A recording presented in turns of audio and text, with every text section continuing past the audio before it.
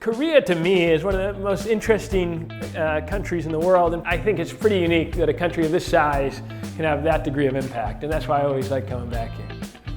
Last time we had a great chance to collaborate with ABC reporter Michael Koenigs. Before he goes back to the US, we decided to introduce him to local Korean culture. So here's some snapshots of Michael experiencing Gwangjang Market for the first time. I'm Michael Koenigs, a reporter for ABC, and I'm here in Korea covering the Pyeongchang Peace Forum. Before we head out to Pyeongchang, here in Seoul, enjoying the great food at the market, exploring the food and taste. So this is technically my third time visiting Korea. Yeah, we had a team of producers with ABC looking for the best and most interesting places to see, and they mentioned this market as like a must-see. And so exploring that with JK was a blast. So I think coming to this market, I'd both heard and seen this food that is off the charts in terms of tasty fried pancakes, but you also have chicken feet. So it really ran the gamut, things that tasted pretty darn good and things that were a little funky.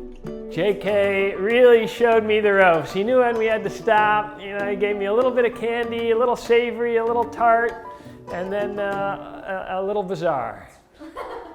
Yeah, it's got this combination of a little bit of chewiness, and then there's also this little bit of spice. Get best of both worlds. A lot of them I'd never seen before. And all this packaging, brightly colored, and then when you bite into it, you gotta say, why aren't this in the United States? So that rice cake really was a great dessert. I could eat a lot of those. And we had not had breakfast before the shoot, so I was shoveling all kinds of food in my mouth.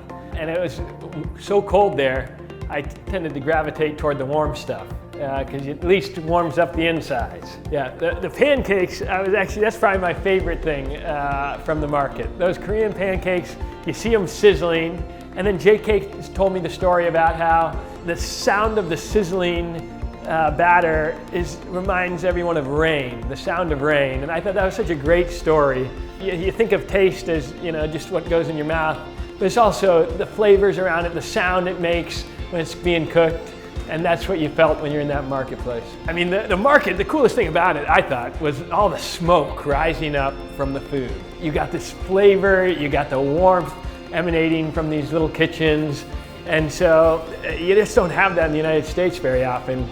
Every stall had something different, from dried fish to these little candies. I mean, it was just every which way you looked, there was somebody else saying, come check out this stall. Yeah, I have a sweet tooth. It's lucky I just ate one piece. My belly's been getting bigger this winter. The atmosphere and the people, that's what made it such an interesting spot. We were right at the center, that's where I met JK, and people there from all over the country. And so whenever you're in a place where cultures meet, I find those to be the most exciting parts of town. And I also have my brother, adopted brother who now lives here in Korea. I'm seeing him tonight, and he's always my favorite guy in the city. We grew up 18 years together, sharing a bedroom, and now we live over 100,000 miles apart, or whatever it is. And so we get to have a reunion once a year here. Yeah, my brother John, you know, we grew up together. It's funny, he and I played all the same sports, and he was, you know, the best baseball player on our team. He was a hockey goalie, and so we'd always be doing these sports, but the one difference we had was John was a fisherman. And when he moved back to Korea, he has brought that energy. And now he has a blog that I follow, and it's one way I stay in touch with my brother, is seeing his pictures with different fish that he's caught around the rivers here. The other thing that was so interesting about John is, you know, he grew up in Colorado, where predominantly white state, and when I came over here for the first time, the tables were turned, where I was kind of the only white guy at the dinner table or in the restaurant. And I finally realized that's what my brother had to deal with for 18 years of his life.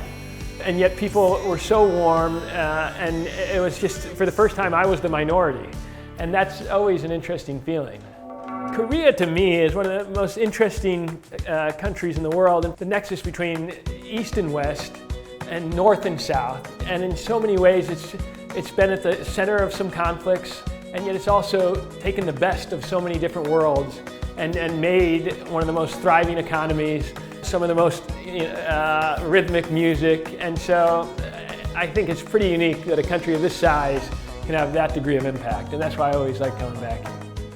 Keep on watching what's going on here on Korean Bros. I'm not that much of a bro, but I'm getting there, you know? Just want to say thanks for watching this little conversation. Follow what we're doing on at Localish or on Michael Koenigs, as always looking for new friends.